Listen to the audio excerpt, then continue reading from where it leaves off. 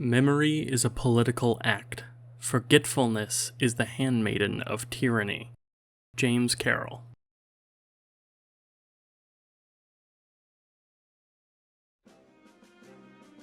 In her recent piece, Remembering as an Act of Revolt, writer and activist Vicky Osterweil bemoans what seems to be a kind of mass amnesia suffered by the American public, and she calls out the political forces that have perpetuated it.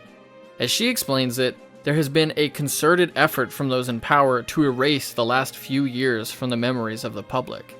The elite want us to forget that they basically abandoned us to the COVID pandemic, forcing millions to continue to work unnecessarily while the president told people to inject bleach. They want us to forget that the George Floyd uprising was the largest protest movement in American history, and that it was violently crushed by the state while having none of its basic demands met. This amnesia protects the ruling order from two directions. It causes us to forget the evils that have been inflicted upon us, and it causes us to forget those brief moments where a better world seemed possible. We fall back into the status quo. While reading her article, I couldn't help but let my mind wander to One Piece, a series in which the political nature of memory is explored in more depth than in any other work of fiction I have encountered. In One Piece, memories are almost always political as well as personal. They aren't simply recollections of individual experiences, the first time trying a favorite food, a fun day at the fair, a freak accident, and so on. Sure, occasionally these types of highly individual memories crop up, but the dominant form of memory explored in the series is highly social and political. Nami's memory of her mother's death is not a memory of an individual tragedy. It is a memory of a collective catastrophe. The thing that took her mother from her wasn't an act of God or nature, but the actions of Arlong and his crew, a group of racially motivated terrorists who formed a state system over the villages they conquered in order to extract wealth from them, all while paying off world government officials to turn the other way. It is a memory of racial subjugation, debt slavery, and the exploitation of her entire community by an invading force. Bellemere is not simply a victim of a violent crime, like Uncle Ben from Spider-Man. She is a martyr, executed for political reasons by an oppressive regime. Chopper's backstory is not about his personal failings, but his social rejection. He doesn't struggle physically, intellectually, or morally. He struggles because he is ostracized by the inhabitants of Drum Island. His adoption by Dr. Hiruluk is his first step towards becoming part of a community. However, Hiruluk is eventually forced to commit suicide rather than be executed by the army of King Wapol. You see, 8 years before the start of the series, Drum Island was famous for its medical science. The king of the country, Wapol, decided that the best way to stabilize his rule was to privatize that medical expertise. He had all but 20 doctors on the island killed or exiled. Those that remained were forced to live in his castle, and average citizens could only access them through Wapol. Hiruluk fought against this system, as he believed that people deserved free and open access to medical treatment. It was for this reason that he was targeted and eventually killed. The death of Hiruluk at the hands of Wapol is the pivotal moment of Chopper's backstory, and it is a story of privatization, discrimination, and a struggle over the people's right to healthcare. This is the case for so many of the backstories in the series. Frankie, father figure killed by the government. Jinbei, racial discrimination and father figure killed by the government. Ace, father executed by the government, mother killed as a result of government actions, and pursued by the government to be executed his entire life simply because of who his father was. Boa Hancock, the enslavement of her and her sisters, their suffering at the hands of violent misogynists, and their eventual rescue through an act of rebellion. The social nature of these memories is also emphasized by the fact that individual backstories are usually also backstories for the communities those individuals were part of. Nami's backstory is the Kokoyashi village backstory. Chopper's backstory is the Drum Island backstory. The Odin flashback is the Wano flashback, and so on. For all these reasons, in a series full of flashbacks, Robin's still remains maybe the quintessential One Piece flashback. Robin's backstory is overtly and explicitly political. The archaeologists of Ohara are investigating the Void Century, a period of history that has been declared illegal to study, and the world government resolves this issue by committing a wholesale genocide on the inhabitants of the island, including people that had nothing to do with the banned research.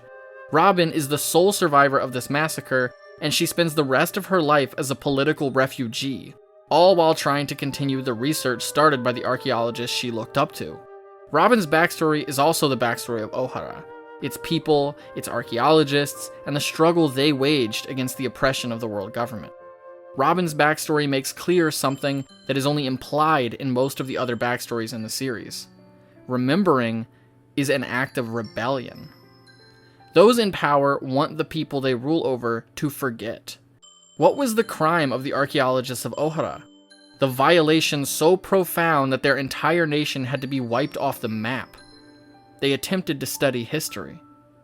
Why has Robin, who was 8 years old at the time of the Ohara incident, been pursued by the government ever since?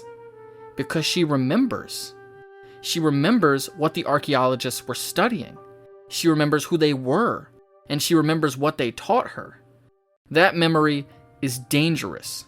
To reckon with that memory is to be radicalized, to become a force of change. There is a reason that learning Robin's backstory is accompanied by Luffy giving Sniper King the order to shoot down a government flag. Remembering what has been done to you is the first step to doing something about it. Remembering the lives of the people killed by your oppressors is an important way to stay clear about who your enemy is and what they are capable of. As James Phillips wrote for Counterpunch in an article about political assassinations and disappearances in Honduras, disappearing people is a form of trying to erase their very existence, as if they never lived. Remembering always those who have disappeared is a way to reaffirm their human existence and identify and honor them for who they were or are. People shout present as the names of the disappeared and assassinated are mentioned. On both a personal and a social level, remembering is thus also a powerful form of resistance to political repression. It's a motivation and a tool for understanding. When Hiruluk, in his last moments, talks about the importance of remembering a person after they die, he says this in the face of Wapol, his killer. It's an inspiration to the reader, but it is a threat to Wapol. Hiruluk is telling him, "You may kill me, but you won't kill the memory of me, and that memory will haunt you the rest of your life. One day, the people who remember me will do what I can't, and that includes ending your reign."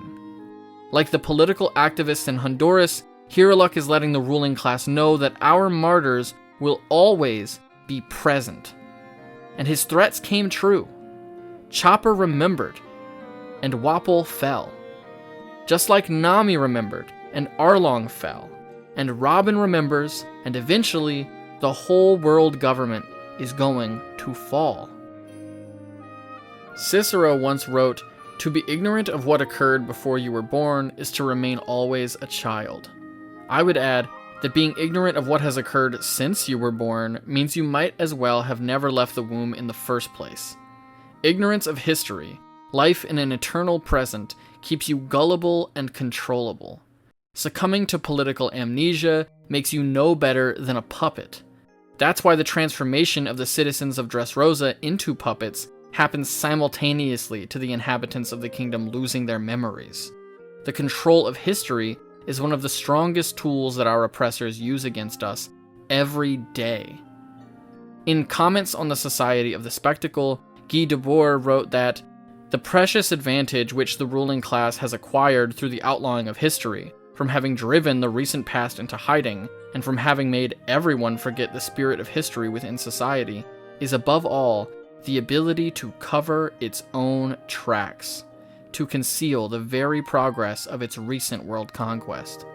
Its power already seems familiar, as if it had always been there. All usurpers have shared this aim, to make us forget that they have only just arrived. So remember that Arlong has just arrived, that Wapol has just arrived.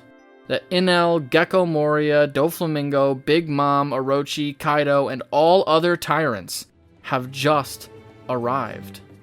The world government was founded 800 years ago, but in the grand scheme of things, in the long span of human history, of natural history, that is nothing but a brief moment. It may seem like an eternal structure to the people who inhabit that world, but Dragon and the revolutionaries know that is not the case. Robin and all the archaeologists of Ohara know that is not the case. And secretly, behind closed doors, the people who run the entire show know that is not the case.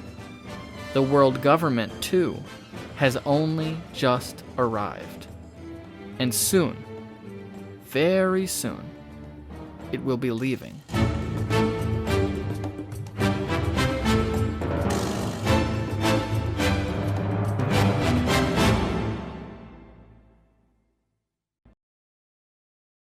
Hello everyone, I'm Kali, And I'm Joe.